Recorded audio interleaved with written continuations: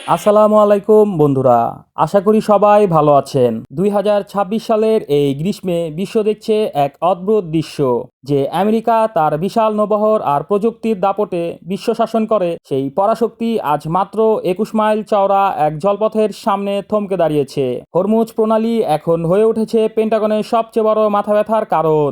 Iran শুধু যুদ্ধ লড়ছে না, তারা দাবা খেলছে ভূগোলের নকশা নিয়ে। হরমুজ প্রণালীর এক পাশে ওমান, অন্য পাশে ইরান। এর সবচেয়ে সরু অংশটি এতটাই সংকীর্ণ যে দানবীয় তেলের ট্যাঙ্কারগুলো সেখানে প্রায় অসহায় শিকারের মতো।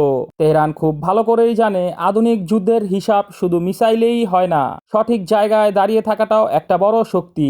কেন হার মানছে মার্কিন ড্রোন আর ইসরায়েলি মিসাইল? উত্তর লুকিয়ে আছে ইরানের কৌশলে। গত ফেব্রুয়ারি থেকে হাজারো হামলার পরেও তেহরানের সামরিক শক্তি দামানো যায়নি, কারণ তাদের প্রতিরোধ ব্যবস্থা কোনো একটি কেন্দ্রে নয়, বরং ছড়িয়ে আছে পাহাড়ের গুহায় লুকানো ঘাঁটিতে। একটি মাথা কাটলে যেন আরও 10টি মাথা গজিয়ে উঠছে।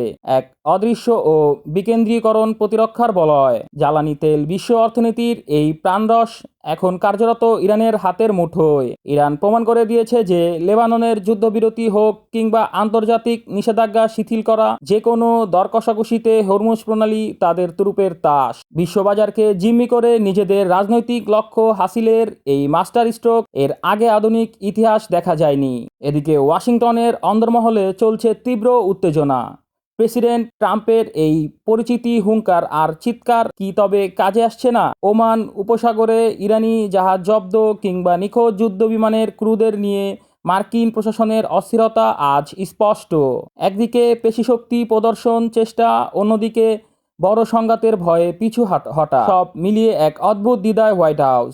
আন্তর্জাতিক সমুদ্র সীমায় অবাধ চলাচলের যে প্রচলিত আইন ছিল, তা এখন কার্যরত ডাস্টবিনে। হরমুজ দিয়ে জাহাজ চালাতে গেলে এখন মানতে হচ্ছে ইরানের অলিখিত শর্ত। অভিযোগ উঠেছে, নিরাপত্তার নামে বড় অঙ্কের অর্থ গুনতে হচ্ছে বাণিজ্যিক জাহাজগুলোকে। অর্থাৎ ওই 21 মাইল পথে তেহরানি এখন শেষ কথা। তারাই এখন স্বঘোষিত ট্রাফিক পুলিশ। যুদ্ধের দামামার মাঝেই আলোচনার টেবিলে চলছে অন্য এক লড়াই। ইসলামাবাদে মুখোমুখি বসতে যাচ্ছে যুক্তরাষ্ট্র ও ইরান।